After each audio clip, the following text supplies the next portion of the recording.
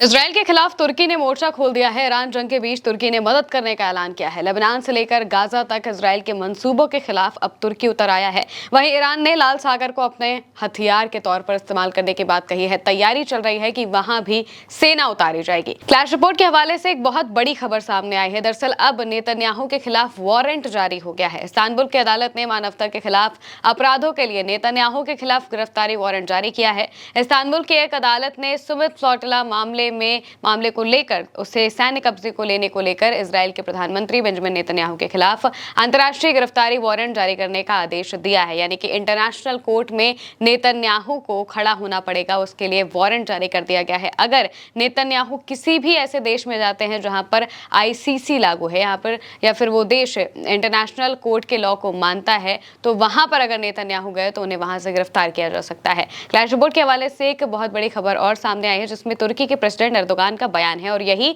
सबसे जरूरी खबर है। दरअसल तुर्की के प्रेसिडेंट ने खुले तौर पर कह दिया है कि वो गाजा से लेकर लेबनान तक सबकी मदद करने वाले हैं।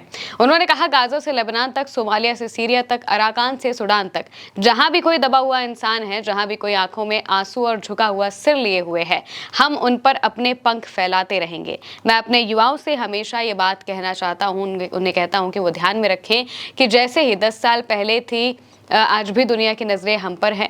आज बेरूत, दमिश्क, अलेप्पो, त्रिपोली, सराजेवो हमें देख रहे हैं। गाजा, वेस्ट बैंक और यरूशलेम के मासूम बच्चे हमें देख रहे हैं। मिडिल ईस्ट से बाल्कन तक, कॉकेज से अफ्रीका तक दबे हुए और गलत काम करने वाले लोग बड़ी उम्मीद से तुर्की की ओर देख रहे हैं। उन्होंने ये इशारा तब किया है जब खबरें सामने आ रही थी कि इजराइल अब तुर्की के साथ जंग छेड़ सकता है। इजराइल और तुर्की के बीच में कुछ बातें चलने वाली हैं। सीरिया को लेकर ही दोनों के बीच में जो अदावत है वो देखने को मिलती है और अब वापस से दोनों के बीच में जंग से आसार दिखाई दे रहे थे। इस बीच में एर्दोगान का बयान सामने आता है।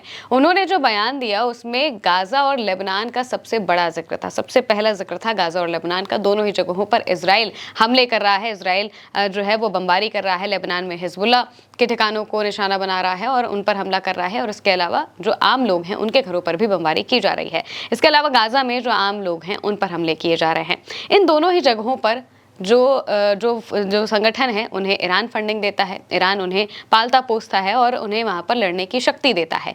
यहाँ पर अब तुर्की भी साफ तौर से कह रहा है कि भाई यहाँ पर जो मासूम लोग हैं ये सब हमारी राह देख रहे हैं, हमें कह रहे हैं, हमें चाहते हैं कि हम उनका साथ दें और हम ऐसा करेंगे भी। ये उन्होंने साफ किया है। इसके साथ में ही लाल सागर में भी एक लड़ाई छिड़ने वाली है। क्लैश रिपोर्ट के हवाले से लिखा गया है कि ईरान हूतियों का इस्तेमाल करके लाल सागर के अहम रास्ते चोक पॉइंट को हथियार बनाने की तैयारी कर रहा है।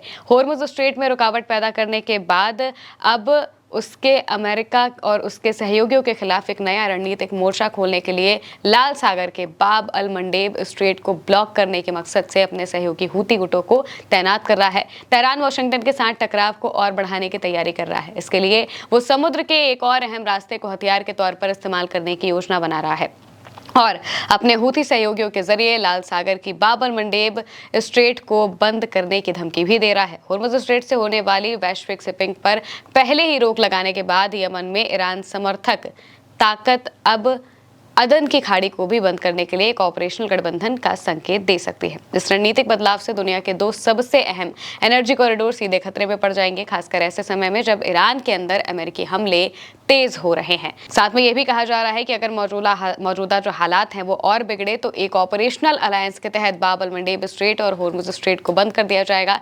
ऐसे में तेल की कीमतें तेजी से बढ़कर $200 पर बैरल तक पहुंच जाएंगी, जो कि एक जबरदस्त झटका होगा। यानी कि यहाँ पर ईरान ने साफ तौर से कहा है कि वो अब जो लाल सागर का इलाका है वहां पर हूतियों की सेना उतार सकता है। यहाँ पर हूतियों के सहारे वो इस स्ट्रेट को भी बंद करने की तैयारी कर रहा है। होर्मुज स्ट्रेट बंद है अभी मौजूदा वक्त में और अमेरिका अपना ब्लॉकेड लगा रहा है, ईरान के जहाजों को जाने नहीं दे रहा है, उन पर हमला कर रहा है।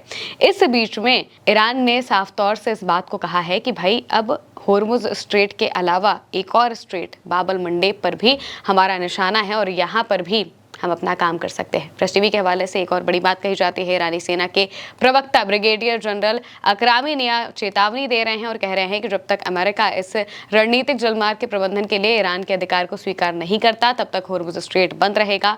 जोर देकर कहा कि सशस्त्र बल कहीं से भी इस स्ट्रेट को नियंत्रित कर सकते हैं और इस राष्ट्रीय मार्ग से पीछे नहीं हटेंगे, यानी कि इस स्ट्रेट को कंट्रोल करने का काम अब सिर्फ और सिर्फ ईरान का होगा। अगर अमेरिका पीछे नहीं हटा तो फिर ईरान बाब अल मंडेब को भी बंद कर देगा। वहीं इन सबके बीच में नेतन्याहू के खिलाफ तुर्की ने वारंट जारी कर दिया है और ये भी बता दिया है कि कैसे वो मदद करने के लिए कभी भी आ सकते हैं। फिलहाल के लिए मेरे यानी के साथ इस खबर में इतना ही। आप देखते रहिए उल्टा चश्मा यूसी।